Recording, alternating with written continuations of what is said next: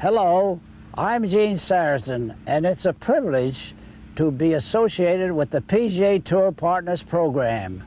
As you might know, a few years back, I was associated with another outstanding program, Shell's Wonderful World of Golf. As the host of the Shell shows for 9 straight years, we traveled to 58 countries, covering 92 matches between the world's greatest players. The following match between Henry Cotton and myself took place at historic St. Andrews and aired January 21st, 1962. When we teed off at the old course, the weather was of typical Scottish flavor, very windy and bitterly cold. What you won't see is Cotton and myself wearing heavy coats between each shot. The match took 2 days to film, as did most of the matches, and if you see trees in the background on some of the shots, don't be alarmed. Though there are no trees at St. Andrews, this was a tactic employed by our producer Fred Raphael to hide the cameras from the viewing audience. With that, let's head to the old course. I hope you enjoy the show as much as I did being part of it.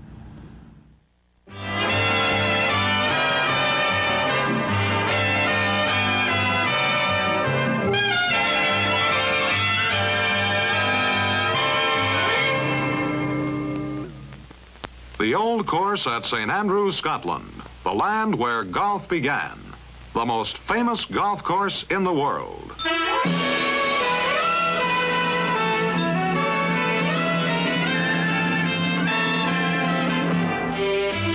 A match between the veteran Henry Cotton, 3-time winner of the British Open, a former captain of the Ryder Cup team, and one of the truly outstanding British golfers of all time.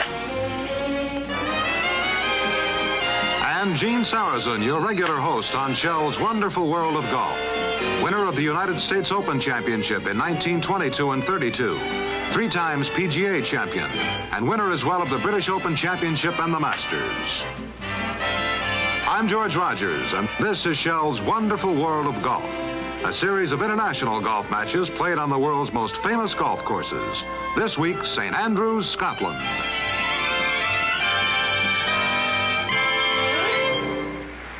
The old course at St. Andrews was built by the sea. It lies on a thin thumb of linksland, sandy soil washed up by the retreating ocean. Although men have played golf over this land for almost 1,000 years, they have never altered its contours. The old course remains today a superb test of golfing skill, and perhaps more significantly, of golfing intellect. The roughs of matted grass, native heather, and tough Scottish broom make every recovery shot a trial, and sometimes a very grim ordeal. Each of the holes at St. Andrews has a name, and so do the awesome bunkers. Cheaps, Hell, a fitting label, and Cottage, to mention just a few. Each holds the tale of some golfing disaster. The fairways, grass dunelands, tumble and roll like the sea, and it is rare that a golfer gets a chance to play his approach to the green from a level stance. Nor are the greens themselves a haven. Here, as nowhere else in the world, the double green is the rule, an immense green serving 2 holes, 1 in and 1 out. For these reasons, and for the enduring golf value of its holes, the old course, its layout little changed over the past 2 centuries, has challenged generation after generation of the world's ranking players, and still continues to do so. It is fitting that the first view a visitor gets of St. Andrews Town is across the 18th fairway of the old course. The ancient Fifeshire town itself has always lived for golf.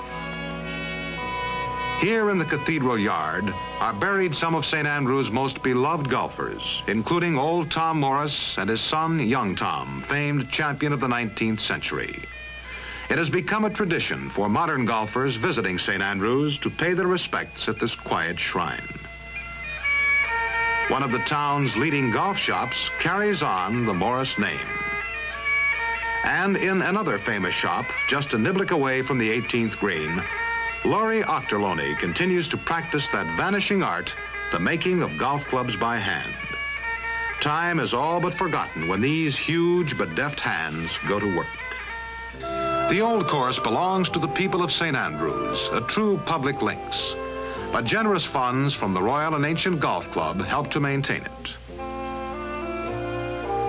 For over 2 centuries, the Royal and Ancient has been the golf world's most important institution, the governing body for all golf except in the United States. The R&A's trophy room is a monument to the game's rich continuity. On display are the old-time gutta-percha balls, clubs fashioned by master craftsmen throughout the decades, and clubs which were personally used by the game's great masters. Along with them, the Victoria and Calcutta Cups and the other famous trophies. Traditionally, the highest honor the Royal and Ancient can bestow on a golfer is to elect him club captain. On Inauguration Day, the captain drives himself into office, and the ball he uses is cast in silver and joins this glittering cluster. The only American to be so honored was Francis Ouimet, who became captain in 1951. Some things have changed about St. Andrews. Today it is a fairly modern town. And from the nearby Royal Air Force Base, outside of Lukers, 5 miles away, supersonic fighters patrol the northern skies. But golf is still the town's major concern. Rain or shine, the townspeople play it on the old course and on the 3 newer courses which adjoin it, the New, the Jubilee, and the Eden. At St. Andrews, they start young, and the public putting greens are invariably crowded with youngsters. Yes, everyone plays golf in St. Andrews. I'm on the practice tee at St. Andrews, where Gene Sarazen and Henry Cotton are just about finishing their warm-ups. It's a bitterly cold day here with a threat of rain. The sun has been in and out, and we have about, I'd say, a 30 to 35 mile per hour wind. I'm going to do my best to shield this microphone from it.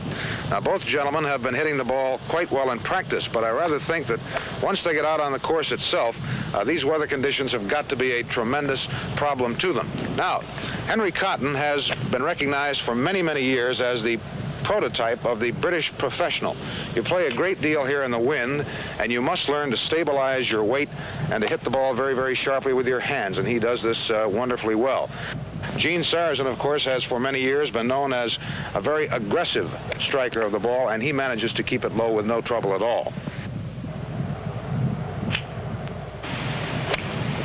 Henry, Gene, you fellows are both hitting that ball pretty well this morning. How does it seem to be back at the old course? Well, I love coming to St. Andrews always. It's one of the great spots of the world, and this old course is really tough, and boy, it'll be some test today. It will be in this wind for sure.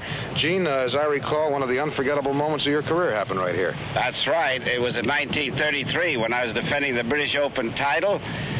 I came down the last 4 or 5 holes and lost the championship by 1 stroke by taking an 8 on the 14th hole. Well, no 7s or 8s are allowed today now. Bear that in mind. And if you're all set, I think they're just about ready for us over on the first tee. Since Gene Sarazen, your regular host, is playing in today's match, it will be my pleasure to take you through the round. With the players is the referee, Captain Archibald Provan of the Fifeshire Golf Association. Cotton has won the toss, and he'll drive first. Cotton and Sarazen, the 2 old masters, indeed the logical choices for our match on the old course.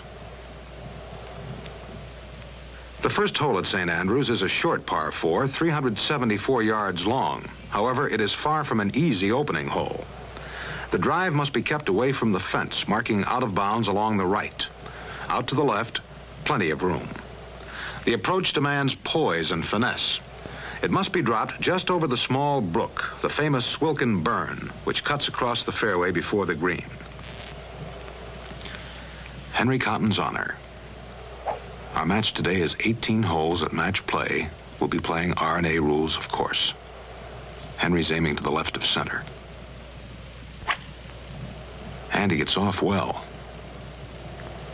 Not long, but down the middle.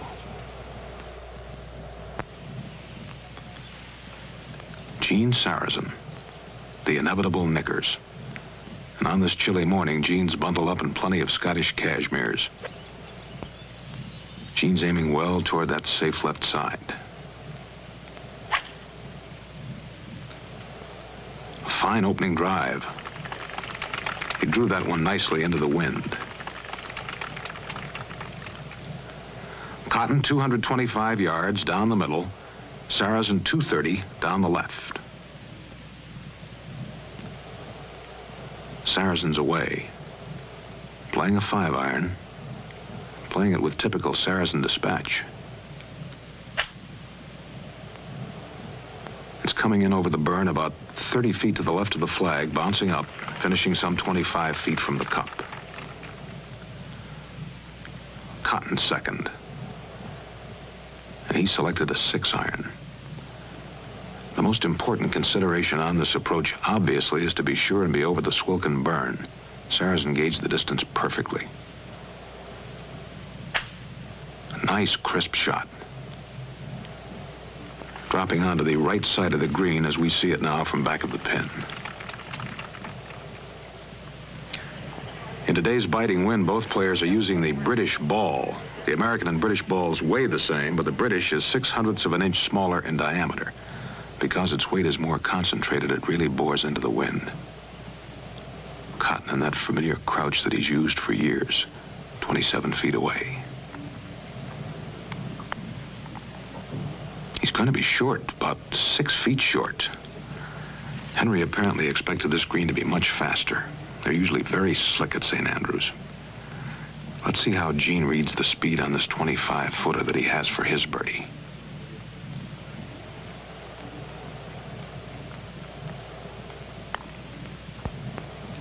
And Gene was fooled by this green, too. He's left himself an 8-footer for his par 4.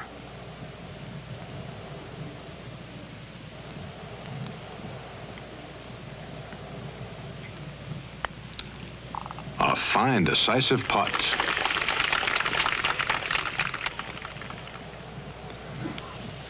Henry Cotton putting for his par now from 6.5 feet.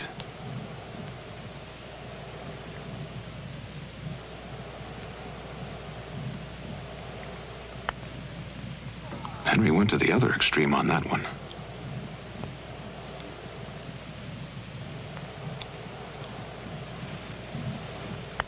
Sarazen 4, Cotton 5.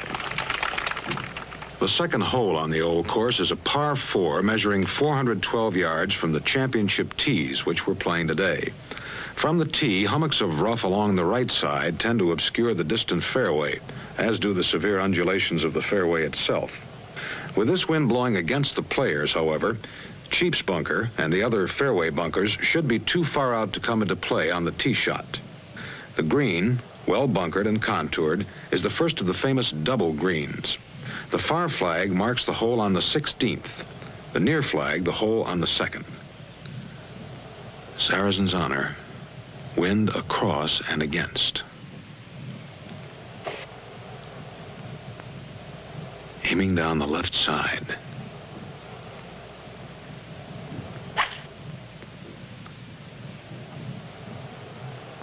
The wind's blowing that ball far to the right of the line Gene was playing for. But it's finishing in very good shape. Henry Cotton's 54 years old, a very scholarly gentleman with a remarkable resemblance to Woodrow Wilson.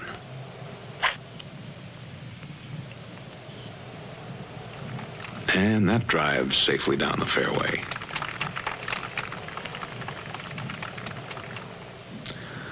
Sarazen now 230 yards on the right side of the fairway, Cotton 220 on the left. To show you how strong this wind is today, Cotton's taking a 3-wood. On an average day, he'd be playing no more than a 7 or 8 iron for a second on this hole. Downhill lie. He hit that one. Too well, maybe. It's going to be yards over the green. That ball was struck so squarely, the wind hardly held it up at all. After watching where Cotton's 3-wood finished, Gene has decided to play a 4-iron. A little quick. That ball's hooking sharply across the fairway before the green. Just short of trouble. Cotton over the green, 70 feet from the cup and 2. Sarazen lying 90 feet away, just short of the front bunker. Gene has a tough little wedge shot over the bunker to a green that breaks downhill away from him. This green appears to be a lot faster than the first.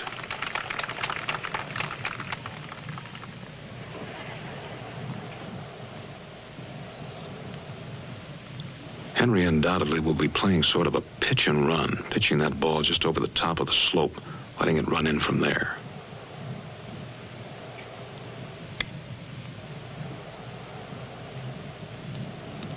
Not quite what he wanted, about 15 feet past.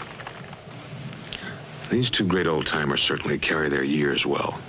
Here's the Squire, as he's always been called, pushing 60 now, but still with the quick, brisk actions of a very young man, 25 feet away. A little more legs.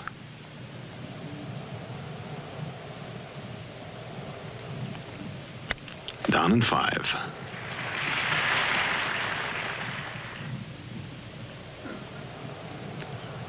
Cotton has this 15-foot side hiller for his par 4. A slight, subtle break.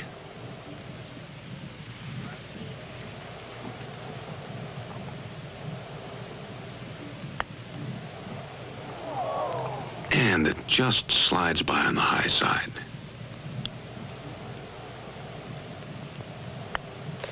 Two bogey 5s. Sarazen leads by a shot. The third at St. Andrews, a 400-yard par 4, continues the straight line march away from the town toward the tip of the narrow thumb of Linksland. Until they reach the green, both players handle it well. Cotton, 10 yards behind Sarazen on the tee shot, planted his 6-iron approach 20 feet from the pin. Sarazen hit his 8-iron second, 40 feet past the cup. And then their troubles began. Sarazen took 3 putts on the weaving green. When Cotton also needed 3 to get down, each had added another bogey 5 to his card. Sarazen 2 over par, Cotton 3 over par. 200 yards out on the 439-yard fourth, a bank of rough divides the fairway into 2 levels. The lower right side provides a shorter route, but there's the threat of pot bunkers and gorse, a spiny, yellow-flowering shrub. Wherever you drive, on your second shot, you must cope with a large mound which blocks the entrance to the green. Incidentally, Cottage Bunker, from which Bob Jones holed a 6-iron for an Eagle 2 in the 1930 British Amateur, should not come into play in today's weather. Sarazen up.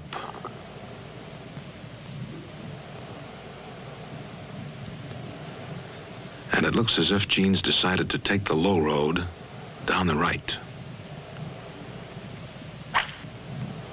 And that's a big tee shot. Down the right side. It ran a long way on that hard fairway. That one should please Gene.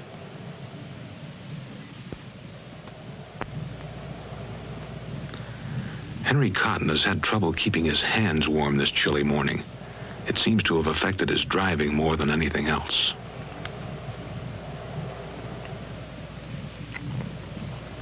He didn't get all of that ball either.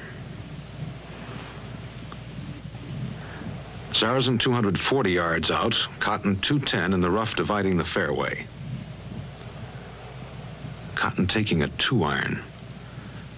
He won't be able to reach the green over 200 yards away. A good lie, but it's slightly uphill. Henry may have trouble keeping this shot as low as he'd like to. He really punched that one. An excellent shot, bouncing on the fairway and finishing just to the left of the large mound. Henry can still pull out his 4 if he can get down on a chip and a putt. He's 40 yards short of the green. Sarazen a little over 200 yards from the pin, playing into a wind that's dead against him here. He's got his 3-wood. It looks like a beauty, coming straight over the mound. No, it's kicking sharply to the right off the mound as we see it, and rolling onto the front edge. A better kick and Gene would have been up much closer. Cotton preparing to play his 3rd. He's got a 9-iron. Henry's been playing this old course for 35 years now, but I wonder if he ever started with 3 straight 5s before.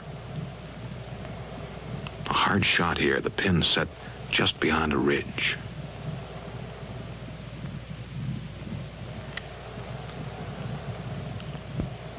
Much too strong.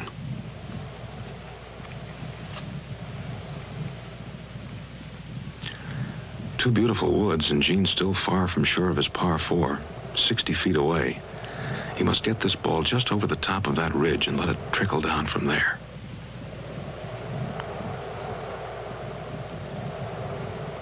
Did you see that ball take off? About 11 feet past.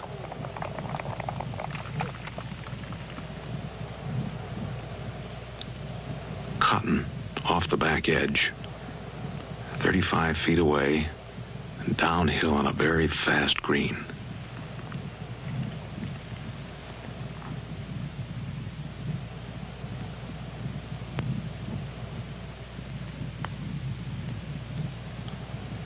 Did he misread that putt or simply mishit it?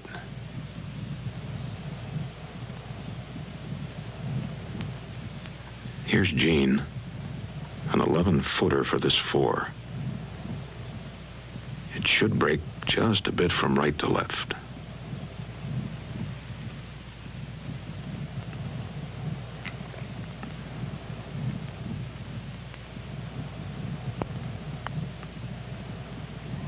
He missed it on the low side.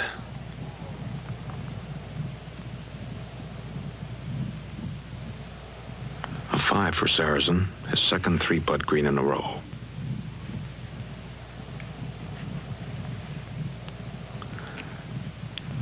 Cotton has this 7-footer for his 5.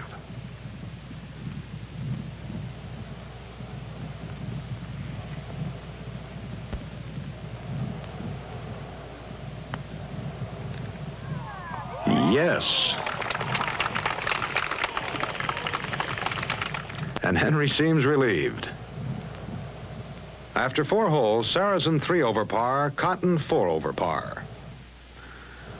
140 years before the first record of golf in St. Andrews, this venerable institution was founded. This is the University of St. Andrews, established in 1412, the first university in Scotland.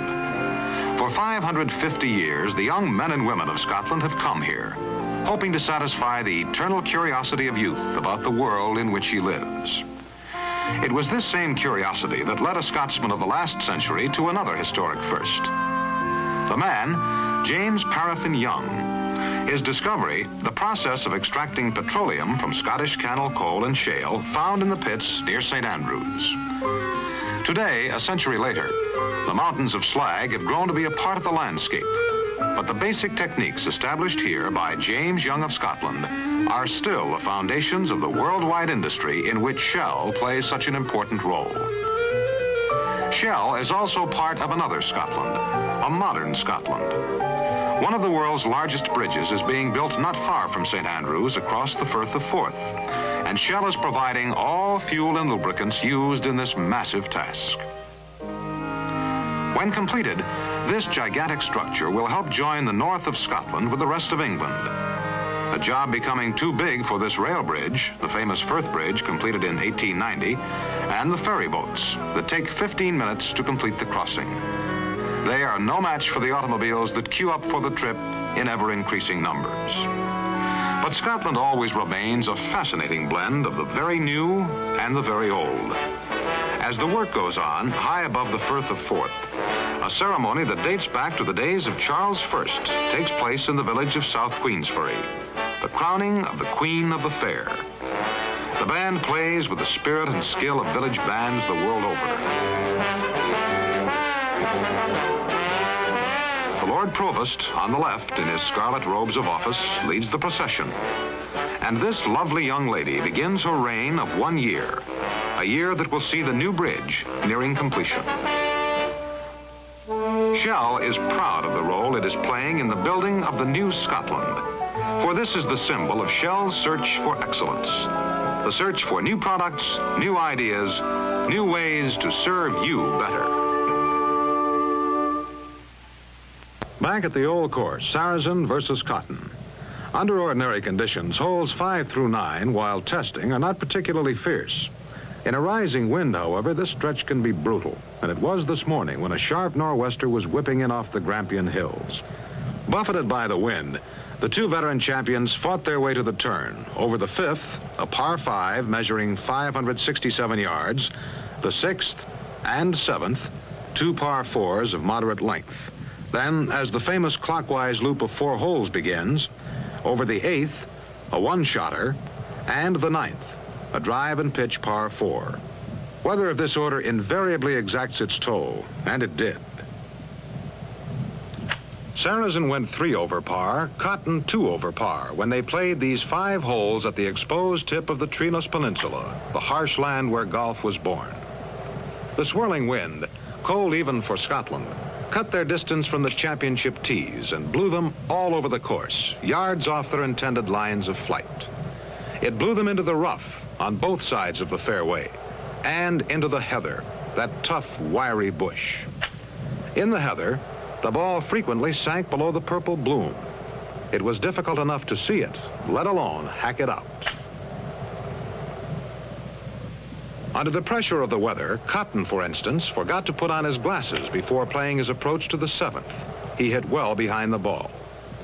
And Sarazen, rugged as he is, found his cold hands were losing their touch. Sometimes they bailed themselves out with expert approach putts on the huge, unsheltered greens, holding their balance remarkably in the blustery wind. Their years of experience under all playing conditions serving them well.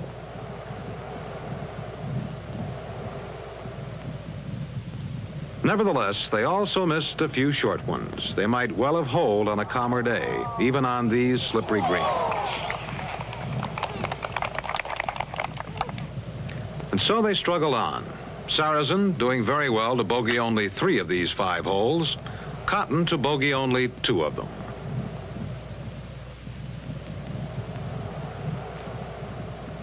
No let-up in the weather was in sight.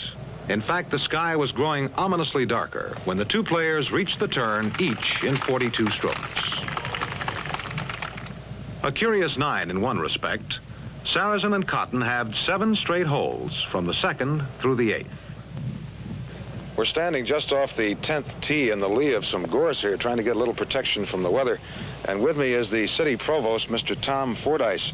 And, sir, we had a little bit of wind around this front 9. Yes, the wind is coming from the northwest, and that's the hardest wind of all to battle with on the old course. As a long-time resident of St. Andrews, sir, what does the weather picture look like for the rest of the day?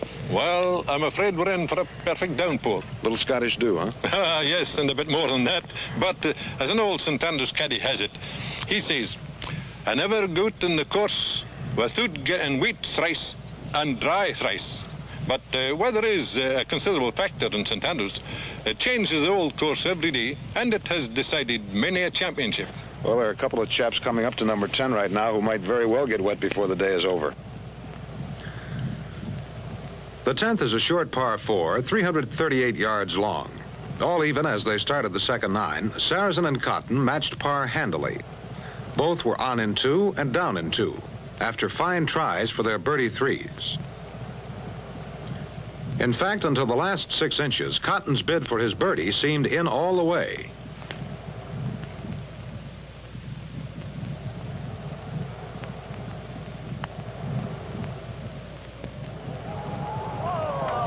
Two 4s, match still all even going to the 11th.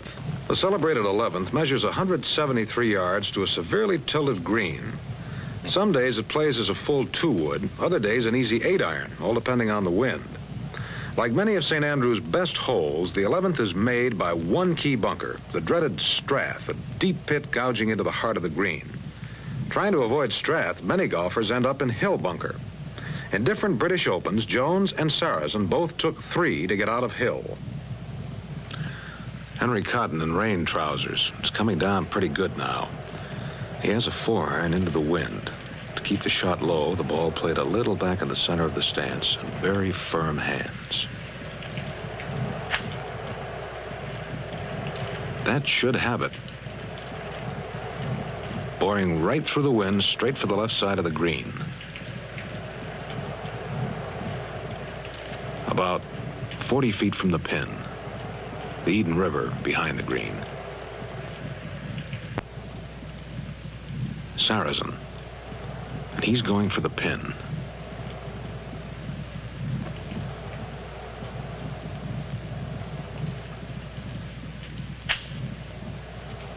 He hooked it, trying to keep it low. That ball's heading right for Hill Bunker. No, it's just finishing short of it.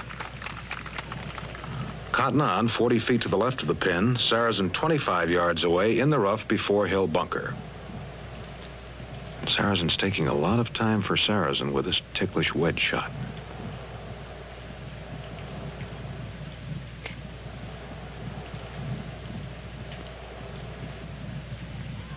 He almost holed it. What a beautiful golf shot. If I may hazard a personal observation, I'd say that along with this 4-wood, the club Gene plays best with the pitching wedge and the sand wedge. A great 3.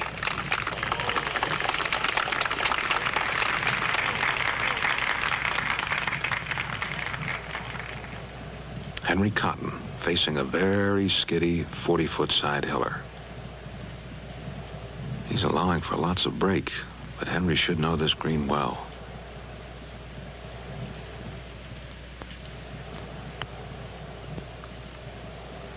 Sliding right down for the cup. I thought he had it. A really magnificent putt. Cotton has this 2-footer for his 3. That's Strath Bunker behind him, by the way.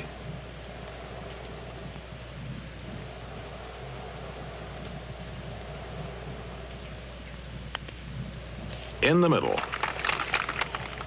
Cotton and Sarazen each 6 over par. At this point of the match, the threatening storm suddenly struck. At the referee's suggestion and by mutual agreement, the players waited 40 minutes until the storm blew over before resuming play on the 12th, a short par 4 to a touchy 3-level green. Henry Cotton, a master stylist with marvelous hand action. Splitting the fairway.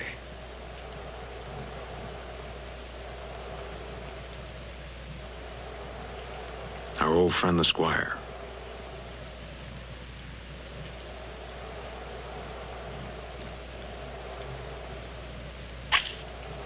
He's right down the middle, too. Cotton 265 yards out, Sarazen 255. Gene's second, a pitch and run with his 9-iron up the front dip. He sculled it over the green. Cotton chipping with a 6-iron. A delicate run-up. It may run over that narrow top level. Yes, just inches too long. Cotton just off the back edge, Sarazen on the back apron. Gene walking to his ball meditatively. He must get down in 2, or he'll fall behind in the match for the first time.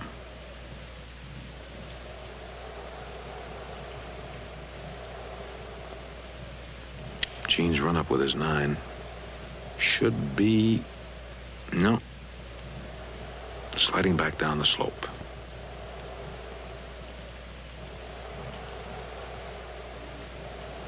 Cotton lying 2, gauging the effect the abrupt rise will have in his putt.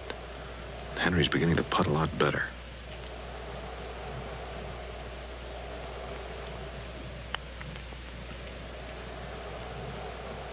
He figured it very, very well.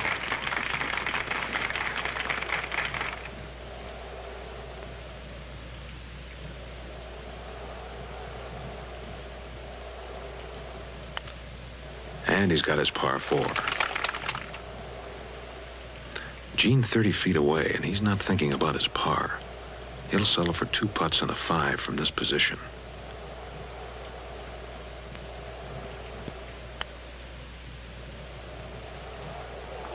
Gene's hit a lovely approach putt.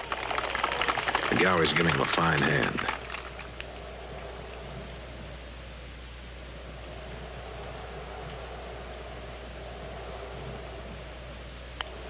A 5 for Sarazen. 3 roots on the 13th, a great par 4, 427 yards long. You can take the direct line to the right of Coffin Bunkers. With a following wind like today's, you can gamble on carrying them. Or you can drive to the left of the Coffins onto the 6th fairway. There's no rough separating the adjacent outgoing and incoming fairways, another singular feature dictated by the extreme narrowness of the original links. On and beyond the bank that leads to the upper fairway, rough mixed with heather. Henry Cotton up. The holes are heading back to town. Wind's behind the players. Henry has a 3-wood. Squarely hit, flying well over the coffins. Bounding up the face of the bank and into heather, I think. Very bad break. Henry purposely played that 3-wood so he'd be short of the bank. Sarazen shot. It's beginning to shower again, but a good portion of the gallery is stuck with the match all the way, and they certainly won't be leaving now. A good hit. Down the right. Landing on the fairway and finishing just at the foot of the high bank. Cotton 265 yards out in heather. Sarazen 255 yards in the light rough. Gene has an excellent lie, but a semi-blind shot. He's about 170 yards away, but he can get home with his 7-iron with this following wind. Looks very good.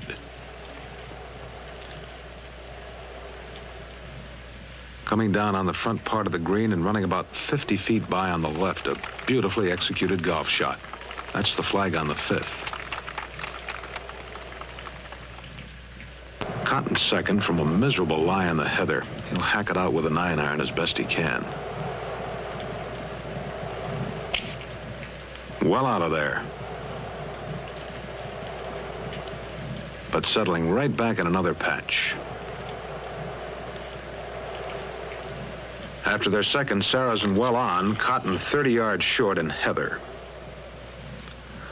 A somewhat better lie, not that any lie in heather is a good one. That stuff's as tough as wire, and the ball simply slides off the club face. Henry caught it nicely with his 9-iron, but that ball's really taking off across this firm, fast green, yards past the pin.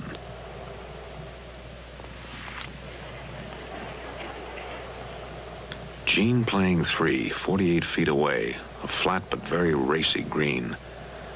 Incidentally, this is St. Andrew's largest green, well over an acre. It could be in. Man, that missed the hole by less than an inch. Gene, by the way, has his putters fixed so the back edge of the grip, the side away from the hole, is flat and not rounded. He finds that if his hands feel square to the hole, the blade will usually be square too. And that's a fine par 4 for the Squire. Cotton putting for his par from 32 feet. He must hold this one to stay in front. Henry was rocky on the greens at the start of the round, but he's stroking the ball much better now.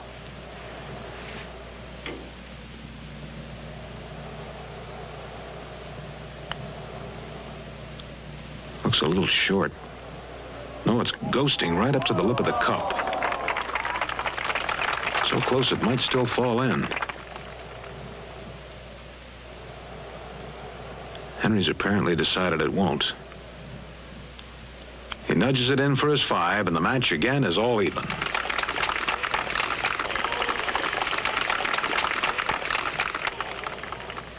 With 5 holes to play, match all even. Long before the first Scotsman lustily smote a feather-filled leather ball with a gnarled wooden club on the turf that is now St. Andrews, these stones were heaved into place by the early Roman colonizers of Britain's Isles.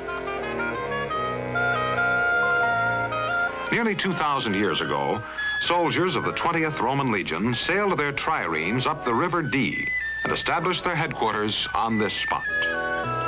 Today, these mighty walls stand quiet guard around the 500-year-old city of Chester. Here, during the reign of the first Queen Elizabeth, these famous half-timbered houses were built.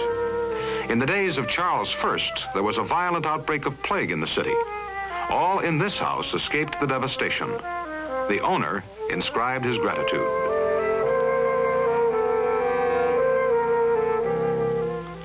The craftsmanship and skill of the builders of these homes is proved by the fact that their own descendants still live within the walls they raised. These modern Englishmen are building in the same tradition of excellence toward their future, and ours too. Here, for example, at the Shell Research Laboratories at Thornton, a few miles from the homes of Chester, is a fuel cell, an experimental device that burns fuel without heat to produce usable quantities of electricity. Hydrogen and oxygen are combined, creating enough electric power to send literally hundreds of these small cars whirling around the track. One day, a smaller fuel cell than this may supply all the current you use in daily living. Also at Thornton, this experiment with radioactive piston rings precisely measures the protective qualities of motor oil. It was through experiments such as this that Shell X100 motor oils and other advanced lubricants were developed.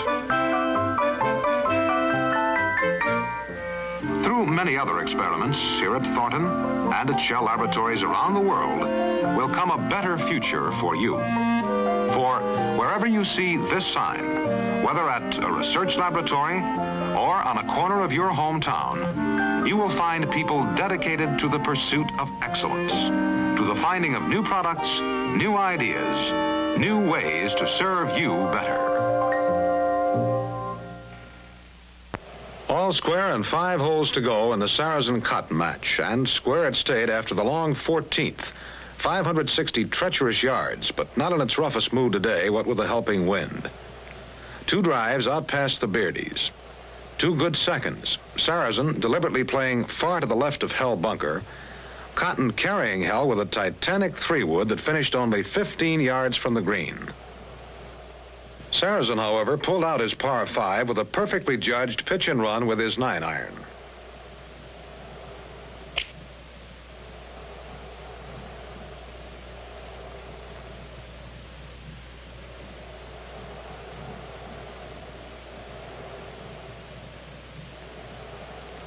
Cotton's chance for a birdie vanished when he could not get close enough with his 3rd, a touchy run-up with his putter, over a ridge breaking toward him like a wave.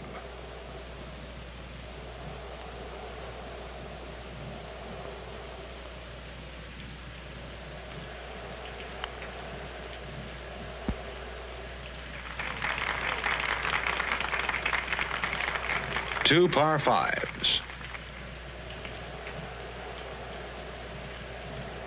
On the 15th, 413 yards, Sarazen and Cotton split the fairway with their drives and then hit the green with their approaches. Cotton with a 6-iron, Sarazen with a 7. On the green, they proceeded to get down in 2 putts each and have the hole in par 4s. Still all even with 3 holes to play. So on to the 16th, 382 yards, a par 4. With this following wind, a well-hit drive should carry the main fairway hazard, a cluster called the Principal's Nose, named after what principal no one remembers. Along the right, marking out of bounds, the British golfer's inseparable companion, the railroad line. An elusive green to hit and hold. Weak bunker to be avoided. A dip at the front of the green and a dip at the back. Sarazen teeing up.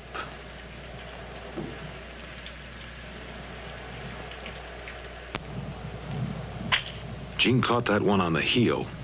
He's pulled it way to the left. It's not far out there. That's winding up in the rough. A definite opening for Henry Cotton. The tension in this dramatic match has been mounting hole by hole.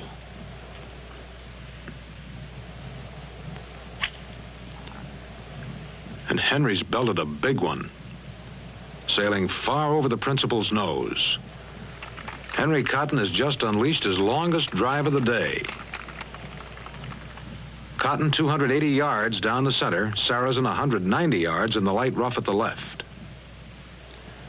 Gene with an uphill lie about 200 yards from the pin, going with his 4-wood. He's carried that ball a long way, and it could run up there. It does. It just climbed the upslope to our right, a remarkable clutch shot. Cotton pitching with his 7 from a depression behind a small ridge. He's got to get that ball up quickly.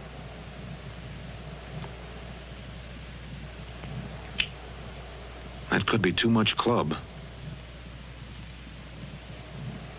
Yes, it's over the green. Now the situation has changed.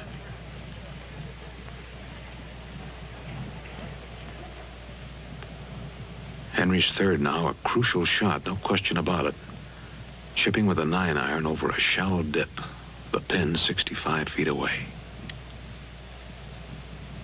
And it's going to be very, very short. Suddenly the shoe is on the other foot. Gene seems to realize it. He has a 40-footer.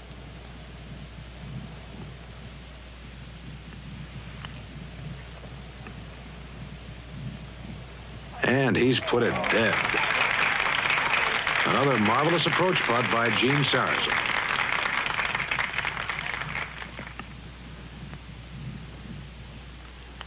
The old Bulldog has fought back, and he's pulled out his par 4.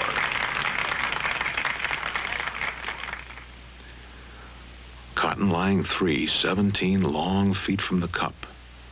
He must hold this putt or he'll fall a shot behind at a very critical juncture of this match. Cotton as methodical as ever.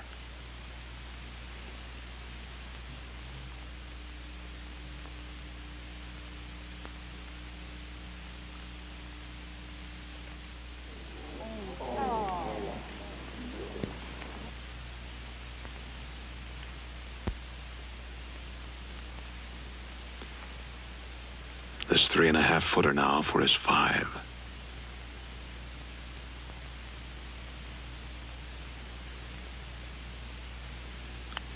And it's in. The 17th at St. Andrews, the famous road hole, a dogleg par 5, 453 yards long. Off the tee, the ideal line is over the corner of the Octoloni drying sheds, but it takes a long carry. On the dangerous approach to the green, many golfers deliberately play short, thus avoiding the perils of the two-level green, road bunker, and the macadam road itself, from which the hole gets its name. The road plays as part of the course, but not as a hazard. Sarazen looking a bit tired. Perfect.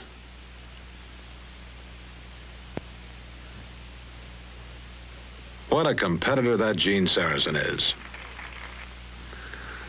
Cotton behind by 1 shot with time running out.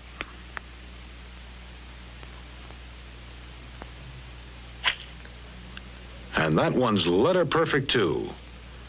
Over the corner and far down the fairway.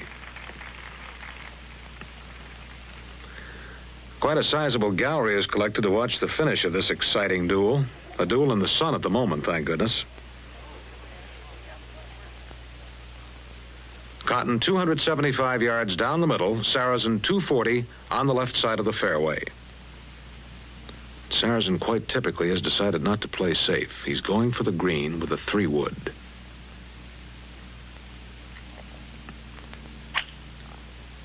It's hooking in and diving over the inside edge of road bunker and onto the back of the long, narrow green. A fairly good shot, but a fortunate bounce. Cotton 180 yards out, playing a 5-iron.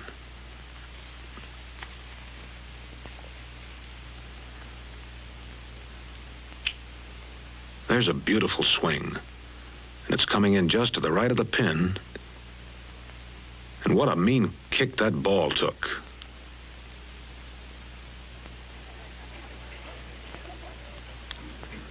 Cotton just off the left edge, 45 feet away. That shot deserved a much better fate. Both men lie to, Sarazen away with the R&A clubhouse behind him in the distance. His touch on these long ones has been extraordinary on this second 9. A 60-footer here.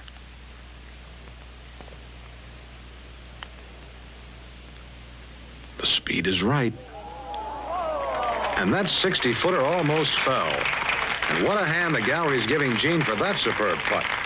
These Scottish galleries are very expressive.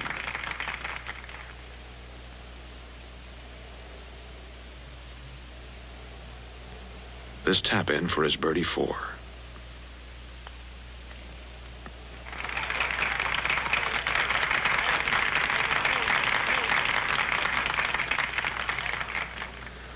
Cotton's going to use his putter from off the edge, and the burden is now squarely on his shoulders. To stay in this match, Henry must get down in two, and it isn't going to be easy. Off that double contour, the ball will break almost like the letter S. Much too light with it. About 11 feet short. The putter was the right club, though. No other way to play that shot to a lean green like this one. And Cotton must hold this 11-footer for his birdie to stay within one shot of Sarazen and keep his chances alive. He seems to be concentrating perfectly. The gallery is hushed. A very dramatic moment on this historic green.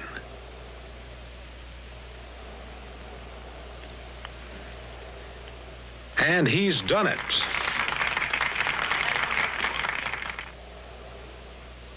With one hole to go, Gene Sarazen is still clinging to his one-shot lead. The 18th is a short but troublesome par 4. About 235 yards out, a macadam road crosses the broad fairway. Along the right, out of bounds, and for that reason, it is wisest to drive out to the left. From that angle, however, the player is presented with a very difficult shot to the pin, usually positioned behind a deep hollow, the Valley of Sin. It is positioned there today. Gene Sarazen. The gallery has lined the length of this entire hole.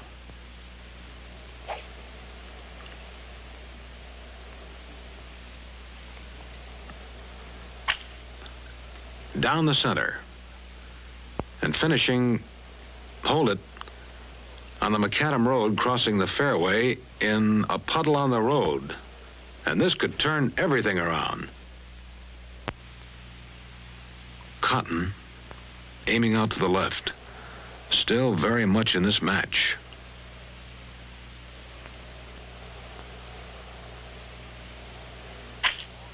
A long one that should bounce over the road, and does.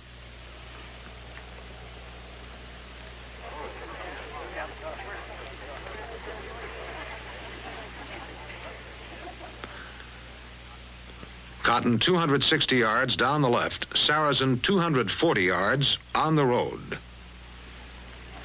Down the fairway, the gallery is gathering around Sarazen. Gene's ball finished in a puddle left by rain at the front edge of the road. Referee Provan is informing Gene that 2 years ago the rule was changed. The road no longer plays as a hazard.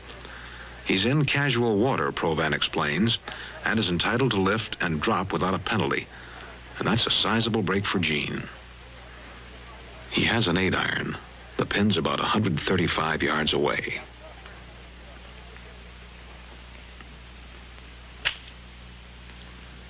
He's hit a very fine shot. Comfortably over the Valley of Sin and rolling down about 25 feet to the right of the cup as we see it. Cotton with his pitching wedge 110 yards out.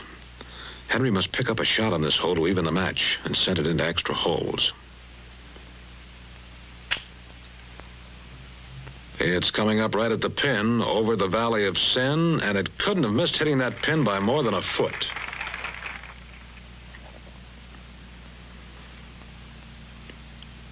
Cotton 15 feet away, Sarazen 24 feet, both on and two, and a big putt for Gene.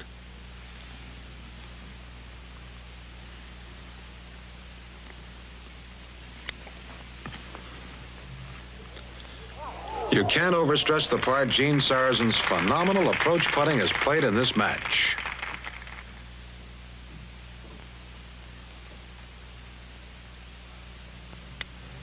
Down in 4, a 79 for the round, 37 even par on the second 9.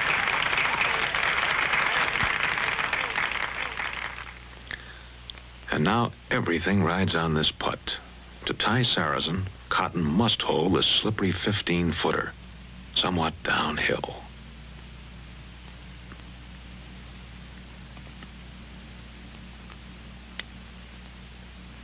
It could be in, and it slid by just an inch offline.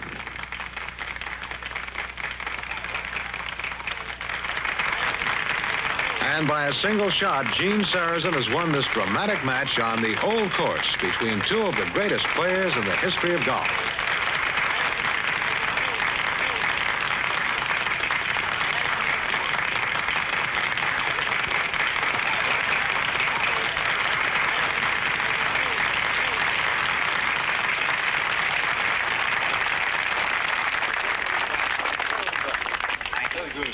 And you.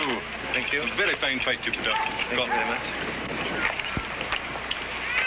In commemoration of this golf match on the Old Course at St. Andrews, I, as Provost of the city, have to congratulate you, Mr. Sarazen, on your victory and to present to you a medal as a memento. Thank you. And to thank you, Mr. Cotton, for a very fine fight you have put up and given us a very fine match to watch. We always enjoy having golfers of high repute, such as you, at St. Andrews, and we hope you will both come back soon to visit the city and also to play once again over our famous courses. Thank you.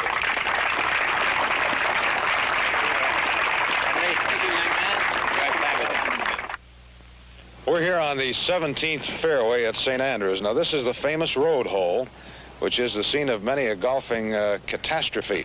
And with me are a couple of gentlemen who literally span many decades of championship golf, Mr. Gene Sarazen and Mr. Henry Cotton. And gentlemen, I imagine down through the years you've seen styles change quite a bit.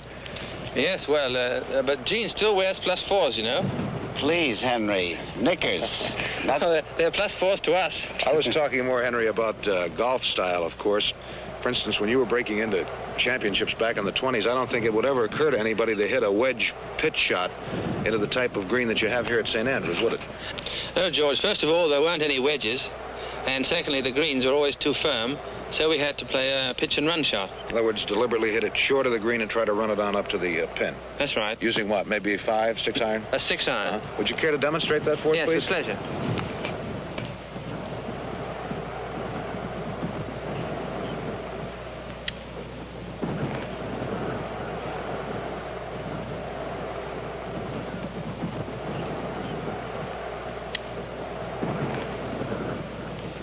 It takes years to develop that sense of distance.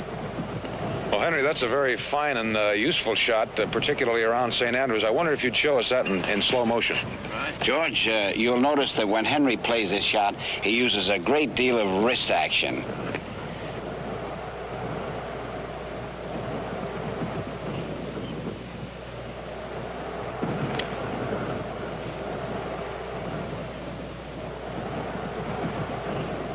Gene, when would you say roughly this style change occurred? Well, I would say around 1932, the sand iron made its appearance at Sandwich. In other words, then you could hit the ball high in the air and try to drop it right dead on the stick. Oh, yes, you play the shot right for the pin. Would you try to show us how? I sure will. Thank you, Gene.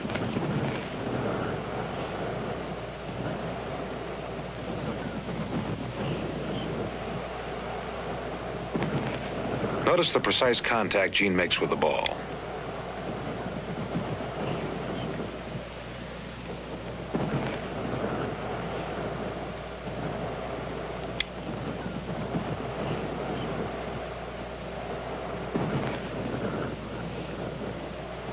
Gene, that's a big change, but an equally effective shot. Would you hit that for us in slow motion, please?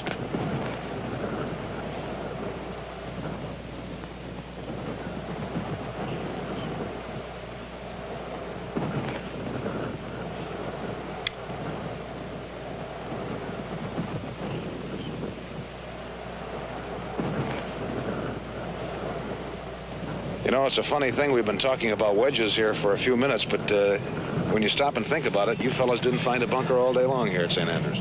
Well, maybe we're too old to reach him. Well, what did you think? We didn't exactly threaten par, but under the conditions, I thought we played pretty well. I hope you enjoyed the show, and I look forward to being with you for another match in this fine series being exclusively presented by the PGA Tour Partners Program. For the PGA Tour Partners Program, I am Gene Sarazen.